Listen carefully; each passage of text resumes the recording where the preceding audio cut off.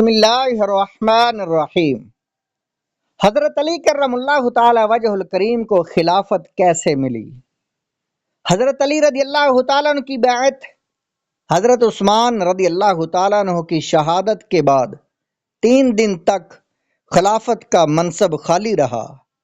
اس دوران لوگوں نے حضرت علی رضی اللہ تعالیٰ عنہ سے درخواست کی آپ خلافت کا منصب قبول کریں۔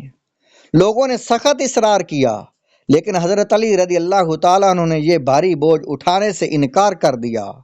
آخر کار جن مہاجرین اور انصار کا اصرار حد سے بڑھ گیا، تب آپ نے مجبور ہو کر یہ بوجھ اٹھا لیا۔ چنانچہ 21 ذوالحجہ 35 ہجری کے دن مسجد نبوی میں حضرت علی رضی اللہ تعالیٰ عنہ کے دست مبارک پر بیعت ہوئی۔ خلیفہ بننے کے بعد حضرت علی رضی اللہ تعالیٰ عنہ کو سب سے پہلے حضرت عثمان رضی اللہ تعالیٰ عنہ کے قاتلوں کا پتہ چلانا اور انہیں سزا دینا تھا، لیکن اس وقت مشکل یہ تھی کہ شہادت کے وقت صرف ان کی زوجہ محترمہ حضرت نائلہ موجود تھیں اور وہ قاتلوں کو پہچانتی نہیں تھیں۔ یہاں یہ بات سمجھ لیں کہ تاریخ کی کتابوں میں قاتلوں کے نام لکھے ہیں، لیکن گواہی کی جو قانونی حیثیت ہے اس سے وہ مجرم ثابت نہیں ہوتے تھے۔ مطلب یہ کہ قاتلوں کے خلاف گواہی کوئی نہیں دے رہا تھا، اس لیے حضرت علی رضی اللہ تعالیٰ عنہ انہیں سزا دینے کے معاملے میں معذور تھے، ان کے خلاف کوئی کارروائی نہ کر سکے۔ حضرت علی رضی اللہ تعالیٰ عنہ کا خیال تھا کہ یہ جو اتنا بڑا سانحہ ہوا ہے یہ حضرت عثمان رضی اللہ تعالیٰ عنہ کے گورنروں اور دوسرے عہدے داروں کی بے احتیاطی سے ہوا ہے۔ چنانچہ خلیفہ بننے کے بعد آپ نے حضرت عثمان رضی اللہ تعالیٰ عنہ کے دور کے عاملوں کو معزول کر دیا۔ عثمان بن حنیف کو بصرے کا گورنر مقرر فرمایا، عمار بن حسان کو کوفے کی حکومت سپرد کی، حضرت عبداللہ بن عباس رضی اللہ تعالی عنہما کو یمن کا امیر مقرر فرمایا اور سہیل بن حنیف کو شام کا گورنر کا فرمان دے کر روانہ کیا۔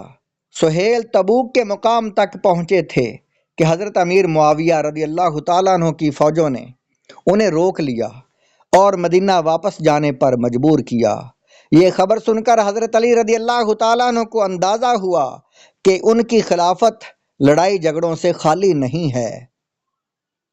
اب حضرت علی رضی اللہ تعالیٰ عنہ نے حضرت امیر معاویہ رضی اللہ تعالیٰ عنہ کو لکھا، مہاجرین اور انصار نے میرے ہاتھ پر بیعت کر لی ہے، ان سب نے اتفاق کر کے خلیفہ چن لیا ہے، اس لیے آپ بھی مجھے خلیفہ مان لیں۔ اس کے جواب میں حضرت امیر معاویہ رضی اللہ تعالیٰ عنہ نے اپنے قاصد قبیصہ ابسی کے ذریعے زبانی پیغام بھجوایا۔ انہوں نے آ کر حضرت علی رضی اللہ تعالی عنہ سے ملاقات کی اور کہا، شام میں 60,000 لوگ ایسے ہیں جو حضرت عثمان غنی رضی اللہ تعالی عنہ کے خون آلودہ قمیض کو دیکھ کر روتے ہیں۔ یہ سن کر حضرت علی رضی اللہ تعالیٰ عنہ نے فرمایا، کیا وہ لوگ مجھ سے حضرت عثمان رضی اللہ تعالیٰ عنہ کے خون کا بدلہ طلب کرتے ہیں؟ اے اللہ، میں عثمان کے خون سے بری ہوں، عثمان کے قاتلوں سے اللہ سمجھے۔ یہ کہہ کر حضرت علی رضی اللہ تعالی عنہ نے قبیصہ کو واپس روانہ کر دیا۔ حضرت امیر معاویہ رضی اللہ تعالی عنہ نے اس کے جواب سے انہیں اندازہ ہو گیا تھا کہ وہ بیعت نہیں کریں گے۔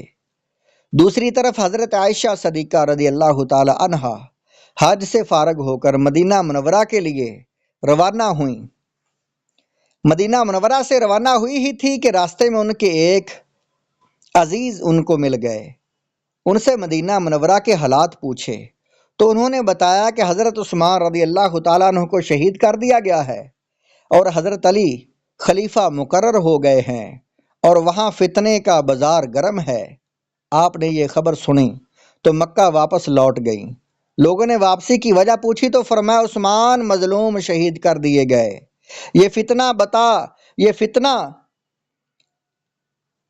نظر آ رہا ہے مجھے، اس لیے تم لوگ مظلوم خلیفہ کا خون رائگاں نہ جانے دو، قاتلوں سے خون کا حساب لے کر اسلام کی عزت بچاؤ۔ حضرت عثمان رضی اللہ تعالیٰ عنہ کی شہادت کے بعد مدینہ منورہ میں فتنہ و فساد کے آثار دیکھ کر حضرت طلحہ اور حضرت زبیر رضی اللہ تعالیٰ عنہما بھی حضرت علی رضی اللہ تعالیٰ عنہ سے اجازت لے کر مکہ آ گئے۔ حضرت عائشہ رضی اللہ تعالیٰ عنہا نے ان سے بھی وہاں کے حالات پوچھے، انہوں نے بھی وہی حالات بیان کیے، اس طرح تمام باتوں کی تصدیق ہو گئی۔ ادھر حضرت علی رضی اللہ تعالیٰ عنہ نے اپنی پوری کوشش کے باوجود حضرت عثمان رضی اللہ تعالیٰ عنہ کے قاتلوں کا پتہ چلانے میں کامیاب آپ نہیں ہو رہے تھے۔ یہی وہ حالات تھے جن میں حضرت عائشہ رضی اللہ تعالیٰ عنہا نے بھی حضرت علی رضی اللہ تعالیٰ عنہ سے حضرت عثمان رضی اللہ تعالیٰ عنہ کے خون کے بدلہ کا مطالبہ کیا۔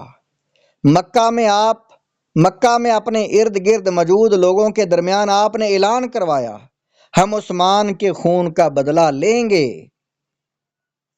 اس وقت مکہ معظمہ کے حاکم عبداللہ بن عامر حضرمی تھے، انہوں نے اور ان کے ساتھ مروان بن حکم اور سعید بن عاص وغیرہ نے نہایت پرجوش انداز میں حضرت عائشہ صدیقہ رضی اللہ تعالی عنہا کا ساتھ دینے کا اعلان کیا۔ یہ حضرات بنی امیہ سے تھے، حضرت عثمان رضی اللہ تعالی عنہ بھی بنی امیہ سے تھے۔ اس طرح بنی امیہ کے لوگ ان کے گرد جمع ہونے لگے اور یہ ایک باقاعدہ تحریک بن گئی۔ ان حضرات نے مکہ سے بصرہ جانے کا پروگرام بنایا تاکہ وہاں کے لوگوں کو ساتھ ملایا جا سکے۔ ان حضرات کی ان تیاریوں کی خبریں حضرت علی رضی اللہ تعالیٰ عنہ تک پہنچیں تو آپ نے بھی بصرہ کا رخ کیا تاکہ ان لوگوں سے پہلے وہاں پہنچ کر بیت المال کی حفاظت کریں اور عراق کے لوگوں کو اپنی وفاداری کے لیے تیار کر سکیں۔ مدینہ منورہ کے لوگوں کو جب آپ کے اس ارادے کی خبر ہوئی تو آپ کی خدمت میں حاضر ہوئے۔ ان میں حضرت عقبہ بن عامر رضی اللہ تعالیٰ عنہ بھی موجود تھے۔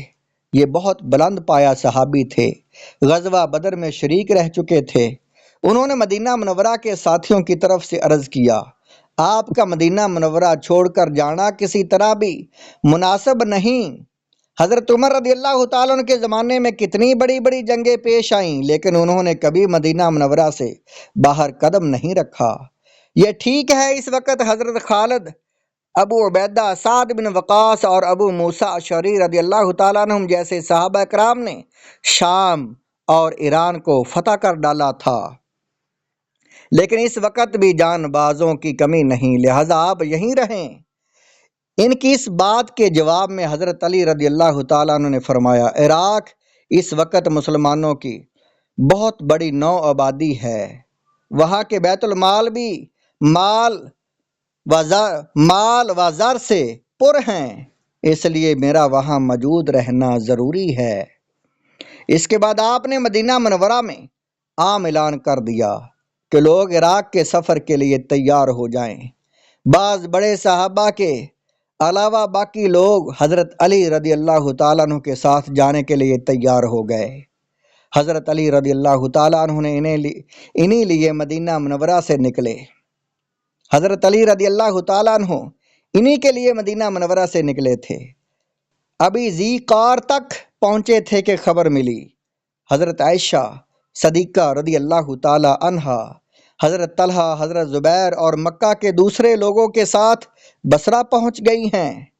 قبیلہ بنو سعد کے علاوہ وہاں کے تمام لوگوں سے ان کے ہاتھ پر بیعت کر لی ہے۔ یہ سن کر حضرت علی رضی اللہ تعالیٰ عنہ وہیں رک گئے۔ آپ نے حضرت حسن اور حضرت عمار بن یاسر رضی اللہ تعالیٰ عنہ کو کوفہ روانہ فرمایا تاکہ وہاں کے لوگوں کو حضرت علی رضی اللہ تعالیٰ عنہ کی حمایت پر تیار کریں۔ حضرت حسن رضی اللہ تعالیٰ عنہ نے کوفہ پہنچ کر وہاں کی مسجد میں لوگوں کے سامنے تقریر کی اور انہیں حضرت علی کا ساتھ دینے کے لیے کہا۔ حجر بن عدی کندی کوفہ کے بڑے آدمی تھے، بہت با اثر تھے۔ انہوں نے حضرت حسن رضی اللہ تعالیٰ عنہ کی تائید کی اور کہا، لوگوں، امیر المومنین نے خود اپنے صاحبزادے کو بھیج کر دعوت دی ہے، اس دعوت کو قبول کرو اور حضرت علی رضی اللہ تعالیٰ عنہ کا ساتھ دے کر فتنے کی آگ کو بجھا دو۔ میں بھی ان کے ساتھ ہوں، اس طرح حضرت حسن اور حضرت حجر بن عدی کندی کی تقریروں سے لوگوں میں جوش پیدا ہو گیا۔ ان کے گرد تقریباً 9,000 مسلمان جمع ہو گئے۔ یہ انہیں لے کر روانہ ہوئے اور ذی قاف تک پہنچ کر حضرت علی رضی اللہ تعالیٰ عنہ کی فوج میں شامل ہو گئے۔ حضرت علی رضی اللہ تعالیٰ عنہ نے اب اپنی فوج کو نئے سرے سے ترتیب دیا اور بصرہ کی طرف کوچ فرمایا۔ حضرت علی کی علمیت حکایات میں بیان کیا جاتا ہے کہ حضرت عمر بن خطاب رضی اللہ تعالیٰ عنہ نے اپنے زمانہ خلافت میں حضرت حذیفہ بن یمان رضی اللہ تعالیٰ عنہ سے ملاقات کی تو حضرت حذیفہ سے پوچھا، اے حذیفہ تم نے کس حال میں صبح کی؟ فرمایا، اے امیر المومنین فتنہ سے محبت کرتا ہوں، حق کو ناپسند کرتا ہوں، جو شے پیدا نہیں ہوئی اس کا قائل ہوں، جو نہیں دیکھا اس کی گواہی دیتا ہوں، بغیر وضو کے صلاۃ ادا کرتا ہوں، زمین میں میرے پاس ایک ایسی چیز ہے جو اللہ تعالیٰ کے پاس آسمان میں نہیں۔ تو حضرت عمر رضی اللہ تعالیٰ عنہ اس بات پر بہت غصہ ہوئے اور ارادہ کیا کہ ان کو سخت سزا دیں۔ پھر آپ حضرت صلی اللہ علیہ وآلہ وسلم کے ہاں صحابیت کا لحاظ کر کے رک گئے۔ آپ اس کشمکش میں تھے کہ آپ رضی اللہ تعالیٰ عنہ کے پاس حضرت علی بن ابی طالب رضی اللہ تعالیٰ عنہ گزرے تو ان کے چہرے سے غصہ کو بھانپ گئے اور عرض کیا، اے امیر المومنین آپ کو کس نے غصہ دلوایا؟ تو انہوں نے سارا قصہ بیان کیا۔ حضرت علی رضی اللہ تعالیٰ نے فرمایا، اے امیر المومنین آپ کو یہ بات غصہ نہ دلائے، یہ حذیفہ فتنہ کو پسند کرتے ہیں، اس سے مراد اللہ تعالیٰ کا فرمان ہے، انما اموالکم و اولادکم فتنہ، یہ اولاد اور مال پسند کرتے ہیں، یعنی یہ تو فتنہ ہے، ان کی مراد یہی ہے فتنہ۔ ان کا یہ کہنا کہ وہ حق کو پسند نہیں کرتے تو حق سے مراد موت ہے جس سے کوئی چارہ نہیں۔ ان کا یہ کہنا کہ وہ ہی کہتے ہیں جو پیدا نہیں ہوا، مراد اس سے قرآن ہے جو پیدا شدہ نہیں ہے بلکہ اللہ پاک کی صفت کلام ہے۔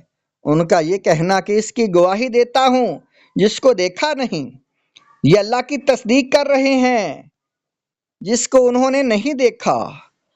ان کا یہ کہنا کہ بغیر وضو کے صلاۃ ادا کرتا ہوں تو یہ بغیر وضو کے حضور صلی اللہ علیہ وسلم پر صلاۃ درود پڑھتے ہیں اور درود کا بغیر وضو پڑھنا گناہ نہیں ہے۔